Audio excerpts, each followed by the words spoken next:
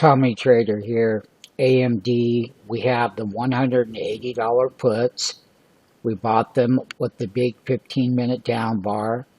We're coming down here right now. We can see the low. It hit my trend line at 169. So AMD has had a $9 drop, and then they're going to try to recover. So we're going to watch the Microsoft, the AMD, and of course the Google trade that got slammed, and we're going to see how we can buy dips tomorrow. We are short AMD, and we did. You can get involved in the live trading room. Take action now.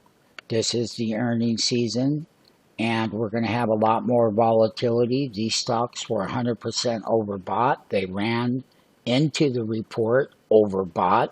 So this is what happens when everybody's anticipating a great earnings report.